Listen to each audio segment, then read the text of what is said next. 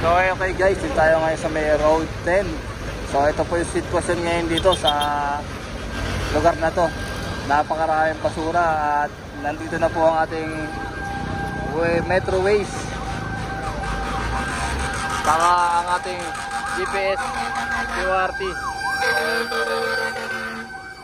So ayan po, may sunog po dito sa may General Luna, Intramuros. Second alarm na. So ito, tuloy-tuloy pa rin dito sa paghahakot ng basura ang mga kawani ng GPS QRT. Kasama natin dito si Tata Ryan. So ayan po, tuloy-tuloy lang, no?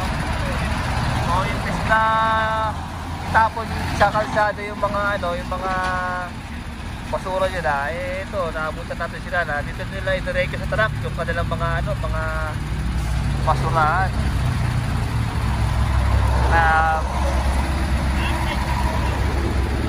Na ano po ito mga to, para kung bibili ng mga basura, bye-bye.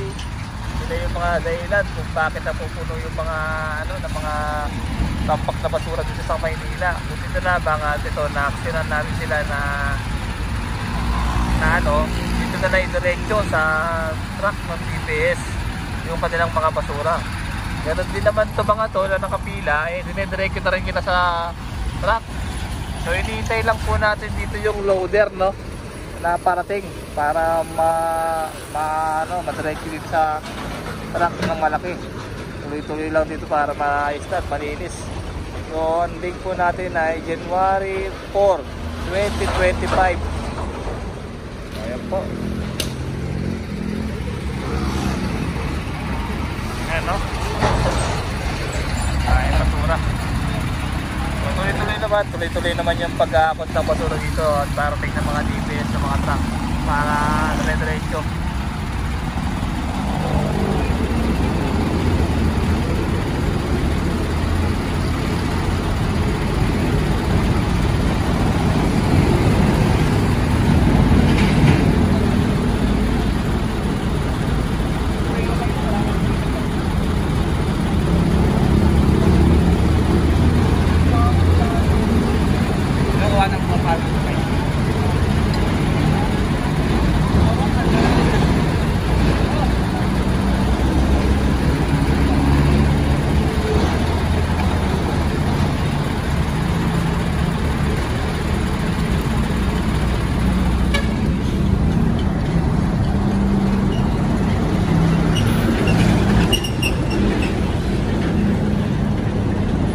Dahil basura, no?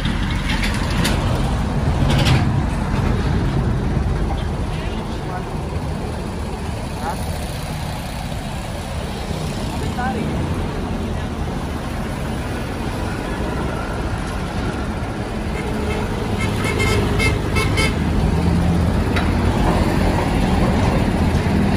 Ayan po, puno na po yung truck ng GPS. Magtatapon na po yan. Pagkatapon po yan, ibabalik po kagad dito sa area na to para magkarga ulit ng basura. Ito lang, sabi nga 24/7 tayo dito pag sa pag-aakot. Ubusin natin itong basura na dito sa sa road 10. Natapos na po tayo sa Pedro Hill, yung nakita niyo pong upload doon, at naman po kami dito sa District 1 para tumulong po dito kay Sir Bix para matapos na po dito yung pag-aakot ng basura dito para maging malinis na. Kailangan talaga dito loader para maubos, no? Para pag tuloy-tuloy din sana ang dating ng truck kasi hindi naman po ganun kadali magtapon dahil di lang nga po sa tapunan, minsan malakas ang alon kaya yung mga truck mahirap kumampa doon sa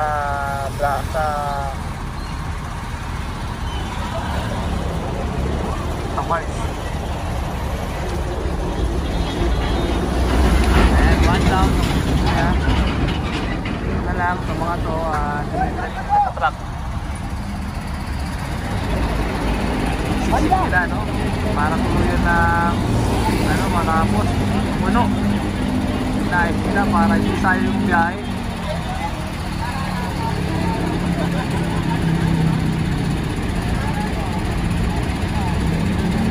So ayan na nga guys, nandito po yung truck na malaki. At nandito na rin po yung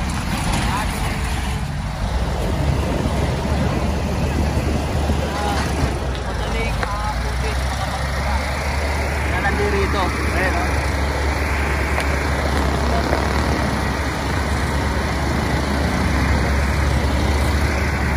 Ayan, tuloy-tuloy na po ito makalinisan dito sa road 10 para madaling masalok oh.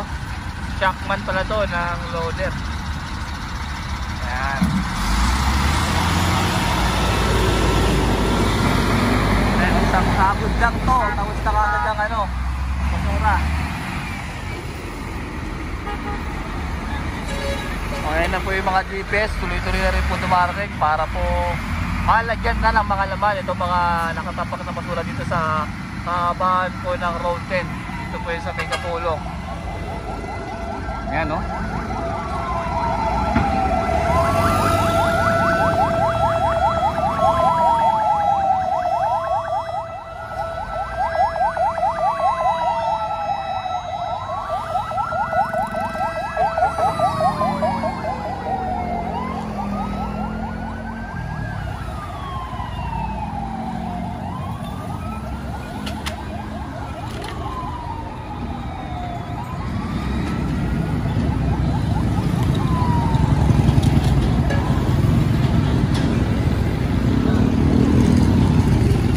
Kailangan mahatak dito ni Kuya yung basura para tuloy-tuloy na malinis na, tanggal na yung kalat dito sa kahabaan po ng Mel Lopez Boulevard.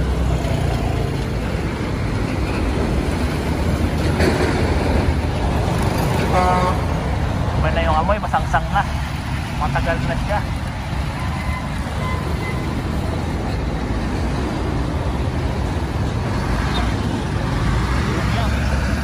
Mayroon dito yung nakaraan dumaan kami dyan, punong-puno pa ng basura yan, buti na lamang at konti na lang siya. Kailangan din yan hakutin ng ating mga masisipag na kawani ng mga DPS.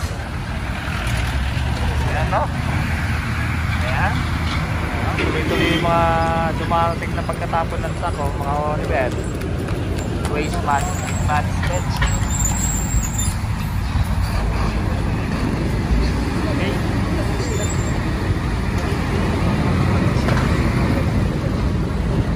Boy! Doon ka nga! Masagasana dyan, doon kayo. Ang liliit nyo ha. Hindi kayo makikita niya, madidisgrasya kayo dyan. Taas nga no.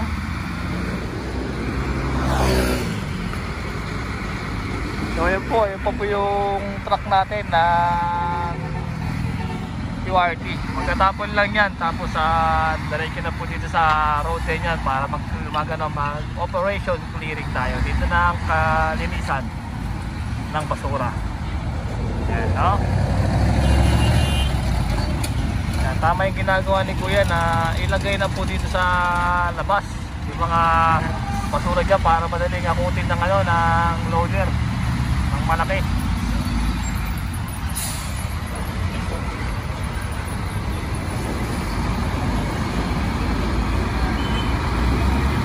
Mahirap to kasi gawin pag ano yan, pag minano-mano yan, napakahirap talaga.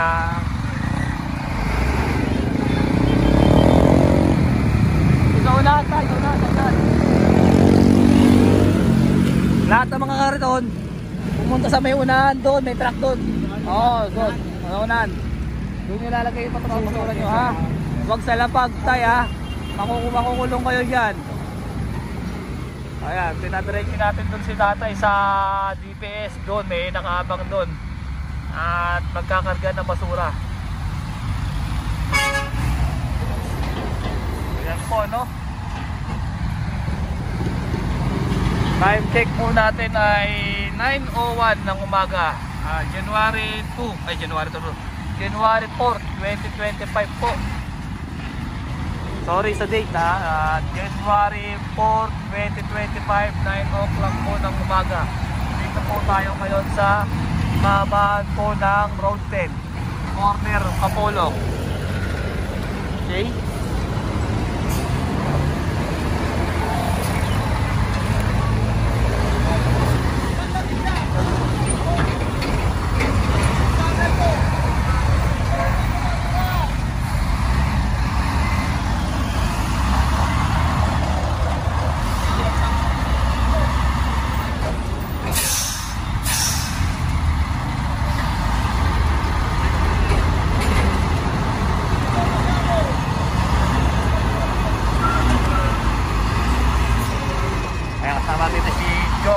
Shoutout nga pala kay paring Jong ko. Jong Sabala, mabuhay ka. Ng DPS District 1.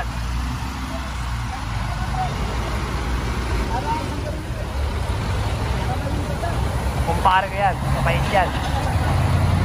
Kaya yung mga nanganalaga dito para walang magtapon, sila yung mga nakatoko sa environmental eh. Marami nang pinalo yan, pinalabag na ano na bigit. Para marami nang hindi nagtatapon ng basura. Hindi maano yan kasi hindi ganyan naman. Sa madaling araw nagtatapon ng mga ganitong mga uwiwi ng basura. Eh mabuti na lamang, ayan, mga nilaano pa sila yung basura nila.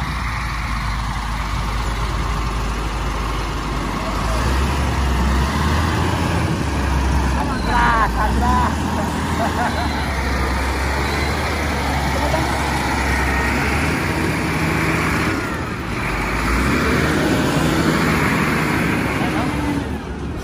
Laki ng panuno. Oo nga, laki yun.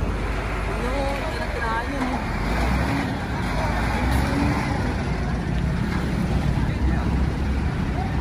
Sasagal yan.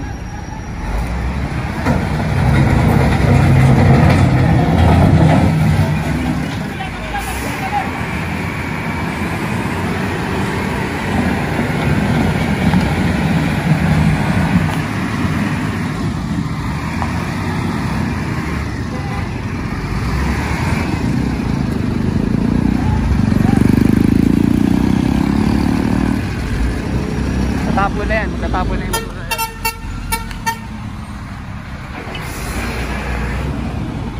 Tama natin dito si Cervix. Boss, ganda umaga po. Kaya kasama po natin dito si Cervix para hindi yung matitisan. Ganyan naman dito si Cervix para hindi yung mga nagtatapon nasabihin ng mga yan na huwag na itapon sa kalsada. Dito na lang ilagay sa truck ng ating DPS. No? Adan!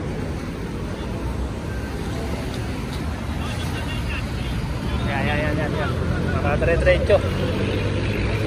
Yan na lang nila nilalagay sa truck ng DPS natin ng mga mga basura nila. Hindi na sa may kalsada. Dapat kaya talagang ginagawa.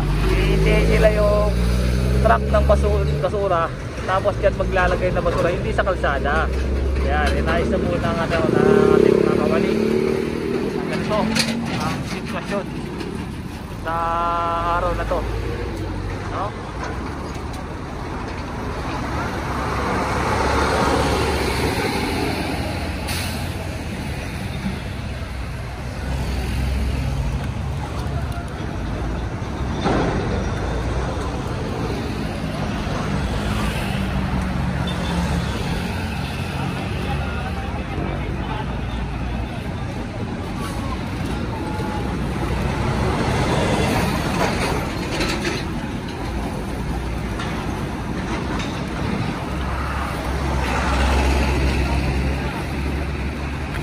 Si Cowell para i-assist yung mga tao nagtatapon na dyan ilagay, no?